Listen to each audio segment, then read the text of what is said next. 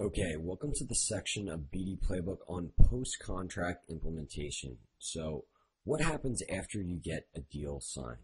Well, this part is actually really important because, again, the contract is just the first step in getting the implementation which drives growth live. And this is why I say deals aren't worth anything unless they're implemented. So, I know that the contract and getting a deal inked seems really important.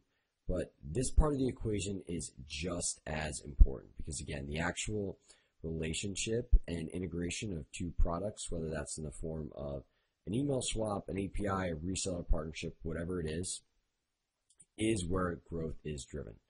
So let's talk about some best practices for the implementation stage of biz dev relationships. Number one, make it as easy as possible. The easier you make something, the quicker and more likely that it's going to get done. So you can do things like provide a standard operating procedure, explicit next steps, documentation if you have something like an API, specific examples that model exactly how you want something to be implemented. The more ammunition you can provide somebody in material that's easy to digest and provides very specific steps on what to do, the faster something is going to get implemented. Number two, set expectations or constraints. Ideally, contractually, you have something that says, 90 days after implementation or 90 days after agreement is reached contractually, partner must implement or X penalty or fee will incur. But, honestly, sometimes this is difficult to get. So even providing something like, standard partners have this up in 30 days or 2 weeks or 6 months. That really kind of sets the standard for what you're looking for is valuable and a best practice. People generally want to conform to what other people are doing in the market. So just throw it out there what the expectation is that this gets done when you don't have something there contractually. Number three, appoint an implementation team or manager. So you want to have somebody, whether it's yourself or another person or an entire team, just checking in regularly with the appropriate counterpart for the company that you did a deal with, seeing where things are and pushing them when need be to move faster if they're not. I think best practices are scheduling a regular meeting post-contract with somebody to just check in, see how things are going, and get on a call schedule. And having this regular call schedule is going to implicitly put pressure on somebody to make progress because nobody wants to get to a regular weekly call and continuously say, yeah, still haven't gotten anywhere. Yep, not making any progress. It just doesn't feel good or look good. So having that call, even just on the calendar, is a valuable way to get people to move forward, inspire urgency, and actually getting a partnership implemented. Let's talk about after the deal is actually implemented or integrated or whatever it is. Some best practices there. And this is really just about continuity between partners.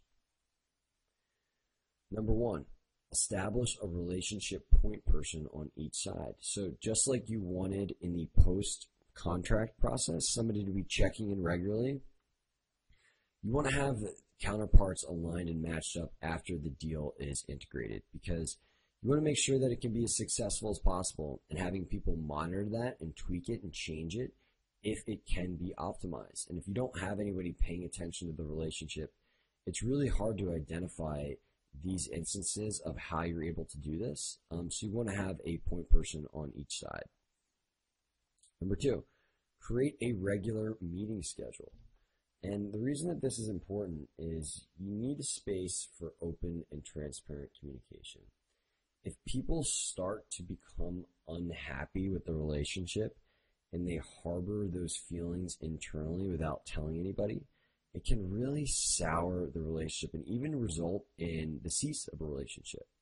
So you want to just create that space for open and transparent communication throughout the relationship and just give people an opportunity if they're unhappy with something to let them know so it doesn't become this thing that builds up and eventually results in something catastrophic. like a partner deciding they don't want to work with you and would prefer to work with a competitor. Number 3, look for ways to strengthen the relationship. So the stronger you have a personal relationship with a company, with a potential individual, the harder it's going to be for incumbents to come in and steal that partner. And I think about this in terms of building moats. So, doing things like getting regular FaceTime, having regular calls, doing things outside of work, all the relationship stuff we talked about before. The stronger your relationship is with that partner, the better chance you're going to have to defend the relationship, to get deeper hooks into the company, all the things that are going to result in extracting the most value for your company after you've integrated. So let's talk a little bit more about deeper hooks, because this is really important. You want to expand the relationship after you've integrated. And I call these hooks because you want it to be harder for this person to remove you in the equation, assuming that they are a good partner. And this is really just a moat to ward off competitors.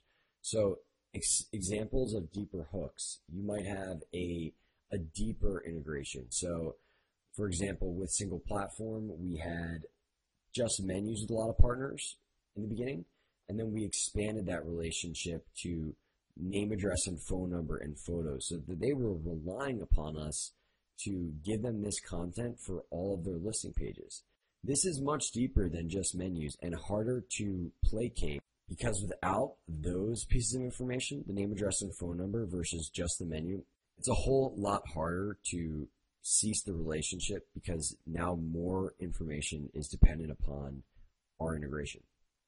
Number 4, provide reporting of the value you're driving. So ideally, this is weekly or monthly reports. It just demonstrates, again, why somebody's working for you. You want to make it as easy as possible for this person to see the ROI of the relationship, as well as pass the ROI to anybody internally on their team that ever questions it. So just a regular report that shows the results, ideally in some type of quantitative form, is a super, super important thing you can do to make sure that you're just constantly letting this person know that they're getting something valuable out of the relationship for their company. Lastly, never stop collecting feedback. So existing and new partners are what help drive new BD initiatives. They let you know what they want, what's important, and all of these feed into how you can expand relationships to grow your business. Though the best ideas for growing your business that make sense are going to come from the people that you work with, not necessarily what you think might be a good idea.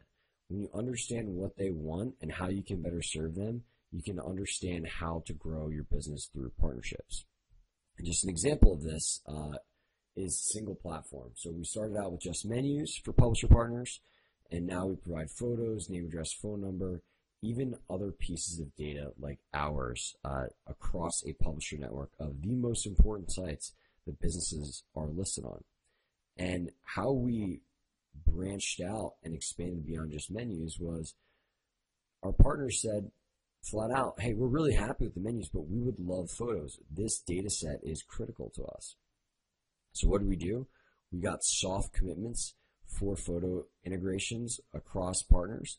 We use that to go ahead and work with the biggest brands in order to get these photos, to have a critical mass of data that warranted them building API relationships with us.